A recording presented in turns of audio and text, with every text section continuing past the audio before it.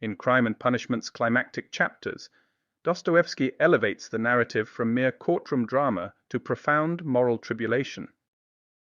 Through Raskolnikov's mercurial oscillations between stoic defiance and anguished remorse, between cunning rationalization and self-reckoning, Dostoevsky plummets to the depths of guilt's complex labyrinth. His exploration pierces through superficial justice to unearth the existential roots of retribution. Can punitive measures truly ignite remorse's flame, or does redemption arise from solitary confrontation with the ghosts haunting the convict's conscience? While the courtroom may dictate temporal punishment, the secret recesses of the spirit conduct the ultimate trial. Redemption is no gift of society, but a state forged through grappling with our darkest demons and surrendering to radical repentance. In Siberia's barren confines, stripped of society's theatrics and judgments, Raskolnikov reckons with this intrinsic justice. His path to salvation detours from external atonement towards reconciliation with the spectres of his own tormented psyche. Through this narrative arc, Dostoevsky illuminates the dichotomy between legal punishment and inner redemption. He champions the notion that true rehabilitation blooms not from external penalty, but by heeding the inner moral tribunal's voice. Raskolnikov's Odyssey beckons us towards this universal journey of seeking meaning, truth, and absolution within. The chapter opens with Raskolnikov engulfed in confusion and isolation, grappling with the aftermath of his actions and the haunting presence of Svidrigailov. His thoughts are muddled, oscillating between fear, apathy, and a desperate desire for solitude. Svidrigailov appears, taking charge of Katerina Ivanovna's children's future and hinting at a need to speak with Raskolnikov about important matters. Their interactions are brief and filled with unspoken tension, leaving Raskolnikov more unsettled. Raskolnikov attends a memorial service for Katerina Ivanovna, which stirs a rare moment of empathy within him. Shortly after, Razumikin confronts him about his neglect of his mother and sister and his suspicious behavior, expressing concern and confusion about Raskolnikov's state of mind. Razumikin shares news of a letter Dunya received that distresses her and reveals that the real murderer of the pawnbroker has confessed, dispelling any suspicion on Raskolnikov. This news and Razumikin's suspicions about a political conspiracy involving Raskolnikov heighten the tension. The chapter concludes with Raskolnikov's unexpected and unsettling meeting with Porfiry Petrovich, who visits him under the pretense of a casual check-in. This encounter signals the impending climax of their cat-and-mouse game, pushing Raskolnikov towards a corner. Raskolnikov's aimless wanderings encapsulate a mind enveloped in moral fog, where convictions dissolve into mirages and reality bends in distorted reveries. This poignant portrayal illuminates the disorientation wrought by the inner earthquake of transgression. Svidrigailov's lingering, haunting presence signifies past misdeeds exerting an inescapable gravitational pull on Raskolnikov's psyche, portraying how the ghosts of our own darkness forever return to lay claim upon our souls. Raskolnikov's oscillation between connection and recoil epitomizes the plight of those cast adrift from human bonds by their own hands, condemned to pace the desolate shore between communion and banishment from Grace's kingdom. The tender solemnity of Sonia's memorial crystallizes Raskolnikov's latent capacity for remorse, revealing that no matter how submerged, our essential humanity forever remains, awaiting redemption's first light to illuminate the path back to moral renewal. Razumikin's unyielding loyalty signifies the lifelines grasping those struggling in resignation's murky waters, while Porfiry's climactic confrontation encapsulates the relentless push and pull between dread and hope that cleaves Raskolnikov's fragmented psyche. Porfiry sets a disarming tone with trivial talk, revealing an unannounced visit to hint at his close monitoring of Raskolnikov, symbolizing Raskolnikov's vulnerable position. His intent to explain and establish rapport showcases his manipulative skill, subtly entering the psychological battlefield. Through a detailed recount of the investigative process and expressing doubts about Mikolka's confession, Porfiry weaves professional diligence with insights into Raskolnikov's psyche, revealing a deep understanding and tightening the psychological noose with indirect praises of Raskolnikov's intellect. Porfiry directly accuses Raskolnikov, marking the climax of their strategic interaction and pushing Raskolnikov into a defensive corner, highlighting the intense psychological battle and Raskolnikov's internal turmoil upon realizing the inescapable reality of his situation. Raskolnikov's fear, disbelief, and resignation in response to the accusation underscore his profound inner conflict and the dawning awareness that intellectual justifications cannot negate the emotional and moral weight of his actions. In a final appeal, Porfiry urges Raskolnikov towards confession and the potential for redemption through suffering, emphasizing the transformative power of conscience and the inherent capacity for human change, suggesting a path beyond mere punishment to moral recovery. Porfiry's idle chatter is but a silk veil shrouding his true intent to dismantle Raskolnikov's defenses. Behind this harmless pretext, a keen mind subtly maneuvers its prey into vulnerability, exposing that friendliness could conceal something worse. The detective's admission of his visit signifies the tightening noose of consequences around Raskolnikov's neck. This revelation conveys justice's relentless intrusion upon those who believe themselves beyond its reach, affirming destiny's unstoppable gravity. Porfiry's overture of rapport is a cunning ploy, for he feels that lowering one's guard provokes confession. His gambit suggests that sometimes compassion, not confrontation, is the skeleton key unlocking the soul's deepest truths. Porfiry wields penetrating psychological insight as weapons piercing Raskolnikov's justifications. Yet these cerebral assaults probe the psyche not solely for confession, but moral awakening, affirming intellect's limits in diverting conscience's course. In accusing yet appealing to Raskolnikov, Porfiry transcends professional duty, venturing into salvation's realm. His plea signifies that this conflict encompasses more than legal justice. It embraces the cosmic trial of a soul wrestling with its fundamental humanity.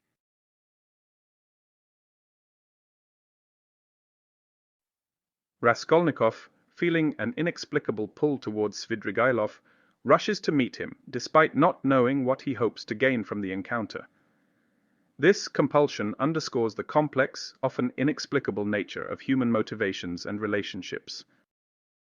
Haunted by the possibility that Svidrigailov could use his knowledge of the murder to manipulate or harm Dunya, Raskolnikov's internal conflict intensifies. This highlights his protective instincts towards his sister and the fear of external threats to her safety. The coincidental meeting with Svidrigailov in a tavern, coupled with Svidrigailov's attempt to hide, sparks a series of conversations between the two. This scenario sets the stage for a deeper exploration of their relationship and Svidrigailov's intentions. Through their conversation, Svidrigailov reveals aspects of his life and philosophy, particularly his views on women and his pursuit of hedonistic pleasures. This exchange provides insight into his morally ambiguous character and his influence on Raskolnikov. The chapter concludes with Svidrigailov proposing to share a story about Dunya, suggesting that it could somehow save Raskolnikov. This offer injects a new layer of intrigue and complexity into their interaction, hinting at hidden connections and potential revelations about Dunya's role in both their lives. And Raskolnikov's compelled journey to Svidrigailov signifies the inescapable undertow of destiny guiding our path, however we resist or deny it. This encounter lays bare that our lives follow an intricate choreography scripted in the stars, whose mystery far exceeds our comprehension. The Raskolnikov's resolve to shield Dunya clashes with the guilt of his crime, severing him from those he loves most dearly. This tension encapsulates the paradox of yearning to defend others when our own hands are stained, illuminating the complex moral territory Raskolnikov must navigate. This unexpected collision of two enigmatic figures serves as a crucible exposing dormant secrets and barely suppressed longings. Their electrifying dialogue externalizes the psyche's hidden depths, showcasing how the forces of past and present converge to lay bare our intricate inner workings. Svidrigailov's disclosures offer windows into a soul wandering lost in moral ambiguity. His indulgences signify one whose compass has been fractured by the corrupting forces of vice, power, and relativism. Yet his magnetism challenges neat divisions between virtue and corruption. The mention of Dunya signifies her role as an unwitting beacon offering passage from fog-shrouded cynicism. Her innocence pierces Svidrigailov's jadedness, hinting that even the most tarnished soul is not beyond redemption when exposed to pure human connection.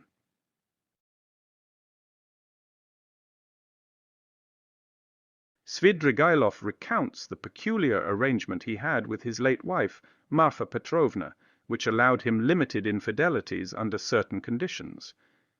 This agreement highlights the extremes to which love and jealousy can drive individuals, showcasing Marfa Petrovna's desperate attempts to retain some control over Svidrigailov's proclivities. He shares his complex relationship with Avdotya Romanovna, Dunya, beginning with Marfa Petrovna's unexpected decision to employ Dunya as a governess, and leading to his own convoluted feelings towards her. Svidrigailov's narrative sheds light on his manipulative nature and his awareness of Dunya's moral and intellectual superiority. Svidrigailov details his proposal to Dunya, offering her financial security in exchange for elopement, juxtaposed with his indignation at Marfa Petrovna's attempt to arrange a marriage between Dunya and Luzhin. This reflects his possessive and transactional view of relationships.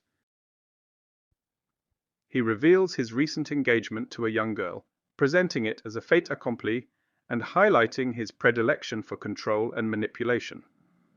Svidrigailov's engagement serves as a disturbing testament to his continued pursuit of young, vulnerable women. The chapter concludes with Raskolnikov's increasing suspicion and disdain towards Svidrigailov, whose intentions remain nefariously unclear. Svidrigailov's abrupt departure, under the guise of drunken camaraderie, leaves Raskolnikov concerned and determined to keep a closer watch on him. The peculiar marital bargain between Svidrigailov and Marfa Petrovna poignantly encapsulates the tensions between love and the need to possess. Their arrangement embodies the Faustian compromises insecurity drives us to, eroding trust and intimacy despite mutual devotion. Svidrigailov's fascination with Dunya's purity reveals the sinister shadow drawn to extinguish the light it admires but cannot embody. His designs on her innocence epitomize the monstrous tendency to corrupt beauty by dominating rather than nurturing it. Svidrigailov's proposal reflects his profoundly distorted view of relationships as mere transactions. His egocentric worldview precludes genuine human connection, instead seeing people as instruments of control and vindication in his personal melodrama. Svidrigailov's exploitation of a vulnerable girl indicts societal apathy towards such predatory grooming of innocence. This disturbing arrangement should evoke outrage, not indifference, urging us to confront injustice rather than ignore victims' suffering. Raskolnikov's disgust marks a critical turning point. His refusal to tolerate evil kindles his longing for redemption. His impulse to stop Svidrigailov epitomizes personal accountability awakening after a period of deep moral uncertainty. Raskolnikov, suspecting Svidrigailov's intentions towards his sister, decides to shadow him, leading to a tense confrontation where both men assess each other's resolve. Svidrigailov, realizing he cannot shake Raskolnikov, adopts a more congenial demeanor, hinting at his complex relationship with manipulation and control. Svidrigailov's half-drunken stories and insinuations about his past and intentions towards Dunya reveal the depths of his depravity. His casual mention of acquiring a young fiancée highlights his predatory nature, while his attempts to dismiss Raskolnikov's concern signal his adeptness at evading moral accountability. Svidrigailov attempts to manipulate Dunya by suggesting he can assist her brother, leveraging his knowledge of Raskolnikov's crime as a means of coercion. His proposal reveals his strategic use of information and his willingness to exploit vulnerabilities for personal gain. Faced with Svidrigailov's manipulation, Dunya stands her ground, refusing to be intimidated. Her decision to confront him with a revolver signifies her desperation and resolve to protect herself and her brother from Svidrigailov's schemes, underscoring her moral fortitude in the face of corruption. The culmination of Svidrigailov's arc is marked by his solitude and contemplation following Dunya's escape. His complex reaction, combining relief, despair, and resignation, suggests a moment of self-awareness about his own destructive path. The ominous note of his departure, with the revolver in his pocket, foreshadows his final act of desperation, leaving a lingering question about the nature of redemption and the possibility of change for such a tormented soul. The confrontation strips away Svidrigailov's congenial facade, revealing the cunning manipulator lurking underneath. His slick indifference when faced with accusations exposes his mastery of deception and lack of conscience, a chilling portrait of charm concealing corrosion. Svidrigailov's casual admissions paint a disturbing portrait of a predator viewing people as objects of gratification. His nonchalance outlines the contours of a psyche devoid of empathy, concerned only with satiating selfish desires and dismissive of all external ethical constraints. Svidrigailov's manipulative proposal exposes his skill in weaponizing knowledge to ensnare victims in webs of coercion. By playing benefactor and villain, he ensnares vulnerable targets, exposing a skillful ability to identify and exploit psychological weaknesses for personal gain. Dunya's courageous stand epitomizes one who defies overwhelming forces of corruption through resolute defiance. Her refusal to yield exhibits unflinching integrity, even when beset on all sides by coercion and malice. This poignant scene offers a guiding light against compromising morality, even under duress. Svidrigailov is left alone to confront the gnawing emptiness within his spirit, despite realizing his devious designs. This introspection poignantly reveals the anguish of perceiving one's own moral bankruptcy. Svidrigailov represents the tragedy of perceiving righteous paths yet choosing roads to ruin, a descent that once begun is nearly impossible to arrest. Svidrigailov's final evening is spent wandering through the seediest parts of the city, engaging with its most destitute inhabitants. His actions, characterized by whimsical generosity and aimless interactions, reflect a profound disconnection from the world around him. The absurdity of arbitrating a dispute over a stolen teaspoon in a run-down Vauxhall pleasure garden underscores the chaotic drift of his final hours. The tumultuous weather mirrors Svidrigailov's internal turmoil as he navigates the storm both outside and within.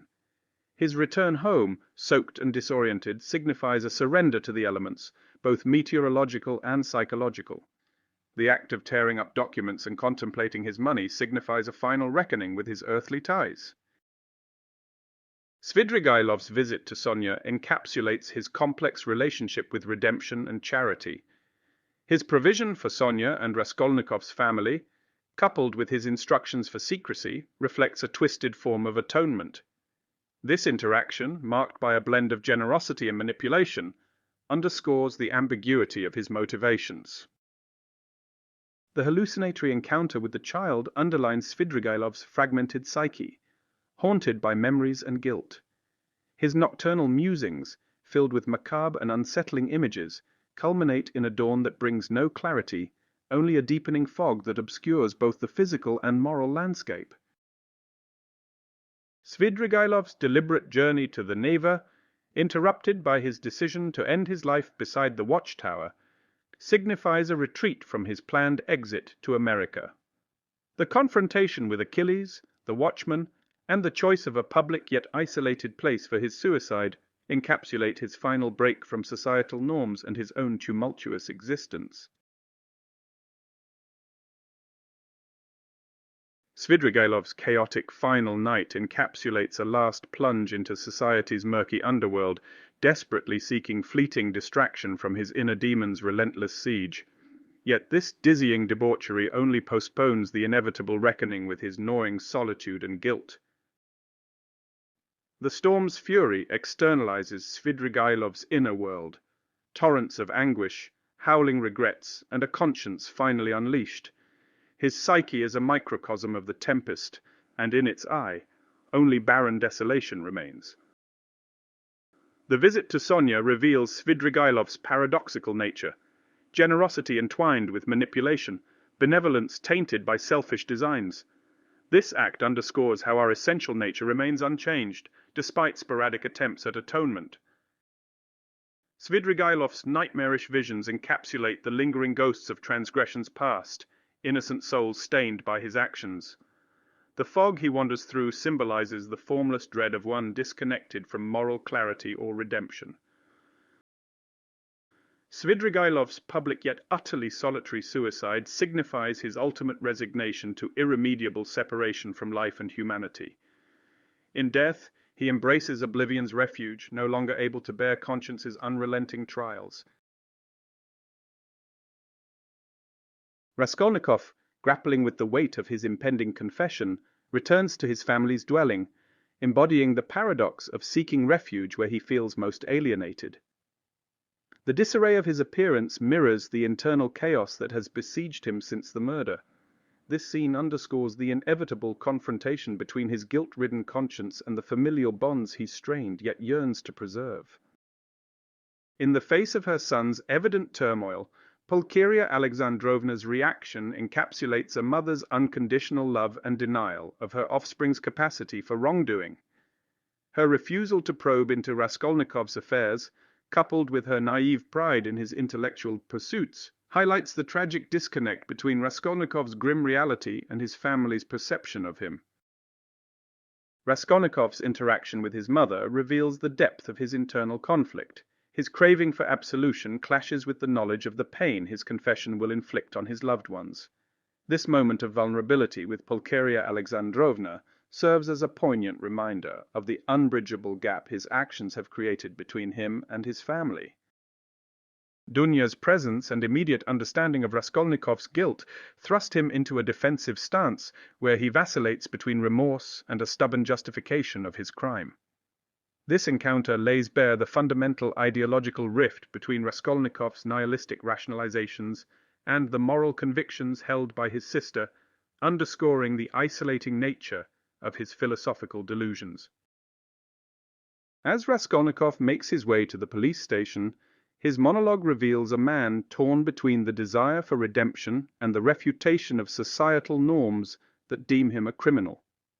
His internal monologue is a battleground of conflicting ideologies, where the prospect of spiritual regeneration through suffering is both a tantalizing hope and a source of deep-seated revulsion, encapsulating the novel's exploration of redemption, guilt, and the quest for identity within the confines of a rigid moral landscape. Raskolnikov's return home signifies a prodigal's fearful re-entry into a now foreign realm, underscored by his disheveled state mirroring an unraveling psyche. His presence evokes one who feels a trespasser in spaces where he once belonged, encapsulating the isolation sin inflicts upon its bearer. Raskolnikov's mother's tireless faith poignantly reveals maternal devotion's limits in confronting harsh realities. Her steadfast blindness to Raskolnikov's state epitomizes how love can eclipse truth, rendering us unable to acknowledge even those closest to us fully. Raskolnikov's exchange with his mother encapsulates the paradoxical desire for absolution while shielding loved ones from anguish. This tension crystallizes the solitude guilt engenders when redemption jeopardizes connection, illuminating the precarious balance between truth and bonds. Dunya's unflinching morality widens the rift between her and her brother's relative morality. Their clashing convictions encapsulate how dissent from collective ethics risks ostracization, underscoring the heavy toll of isolation borne by ideological nonconformists. Raskolnikov's tormented journey to surrender captures the tension between a longing for redemption and resistance to societal condemnation. His internal battle epitomizes the maelstrom within outcast souls who oscillate between penitence and rebellion against mainstream morality, illuminating the novel's profound meditation on the nature of inner conflict and spiritual meaning.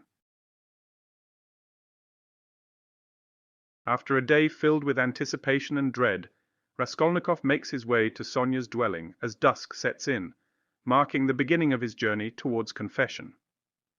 Sonia, having spent the day in a state of extreme anxiety alongside Dunya, awaits Raskolnikov's arrival, signifying a moment of pivotal emotional exchange and the culmination of his internal struggle. Dunya's visit to Sonia earlier in the day underscores the deepening connection between the two women, bonded by their mutual concern for Raskolnikov.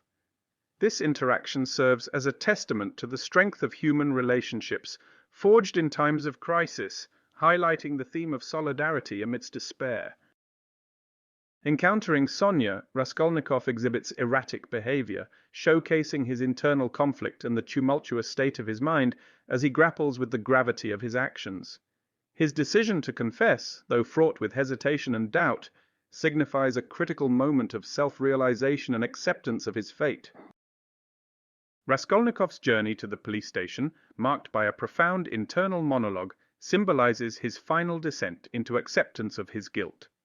His encounter with Ilya Petrovich, coupled with the news of Svidrigailov's suicide, serves as the catalyst for his confession, intertwining the fates of the characters and sealing Raskolnikov's resolve.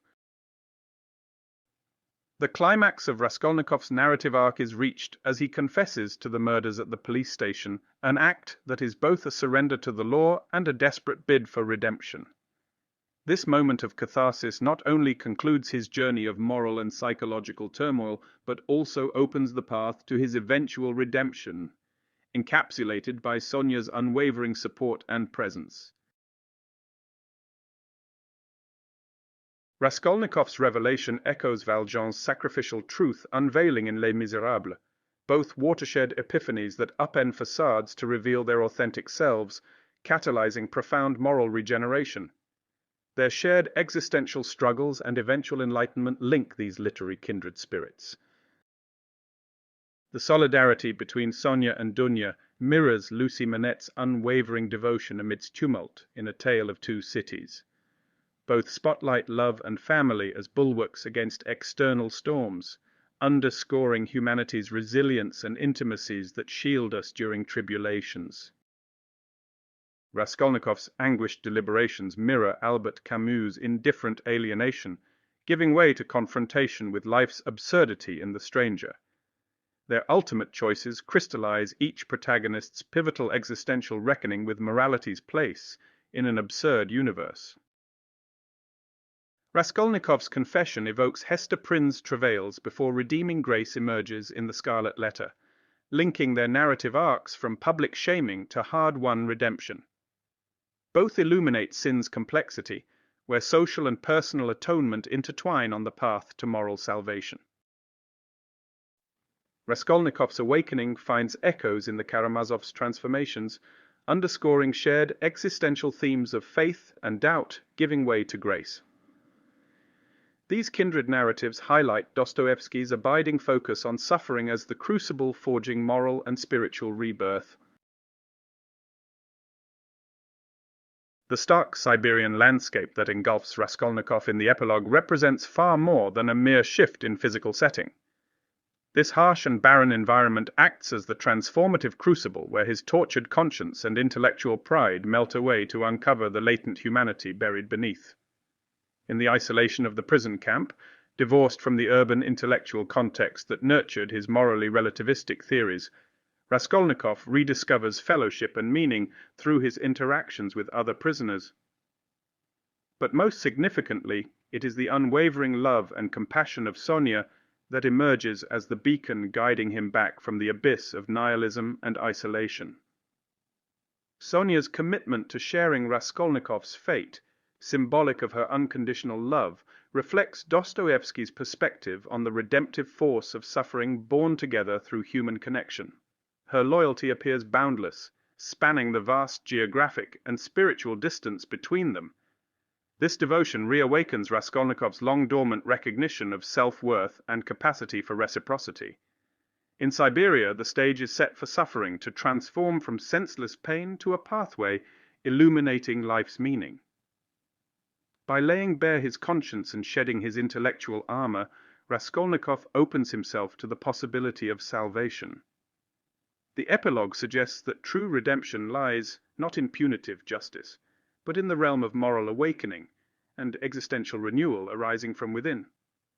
Raskolnikov's voluntary confession signifies the awakening of his dormant conscience, an admission to himself of an internal moral breach more fundamental than violation of any law. This marks the critical first step in his journey from the wilderness of relativism towards renewed moral purpose. But the novel implies that without Sonia's love, he may have remained stranding in the barren wasteland of his inner desolation. Dostoevsky's narrative ending provides neither definitive redemption nor condemnation, but rather balances the hope of spiritual rebirth with uncertainty, much like life itself. The glimmers of humanity emerging from Raskolnikov's tortured psyche reveal that no soul is ever permanently lost, even when submerged in an abyss of its own making. By leaving the reader with this message, Dostoevsky conveys that as long as we maintain the capacity to suffer, love, and tap into the innately human parts of ourselves, the door to redemption remains open, however narrow the path. We must make the choice to walk through. As we reflect upon this transformative journey through the labyrinthine world of crime and punishment, we are left in awe of Dostoevsky's profound grasp of the human spirit's simultaneous beauty and depravity. Through the novel's pulse-quickening characters, the ingenious Porfiry Petrovich, the luminous Sonia, and most of all, the tortured Raskolnikov, Dostoevsky navigates the murky waters of morality and psychology with unparalleled artistry. His nuanced narrative lights our way through existential dilemmas and intricacies of conscience, leaving an indelible imprint on literary and philosophical discourse. Crime and punishment serves as a mirror reflecting our contradictory nature back to us. Through Raskolnikov's anguished struggles, we discern our own capacity for both corruption and redemption. Sonia's redemptive power calls us to nurture the sublime within even the most tarnished souls. Porfiry Petrovich personifies how justice, tempered by psychological wisdom, can awaken conscience across ideological divides. As we close this chapter, it is our hope that Dostoevsky's piercing insights into humanity's ethical complexities will ignite questioning minds to explore further. Let his courage to pose difficult questions guide us in seeking understanding, meaning, and truth in this beautiful yet demanding world.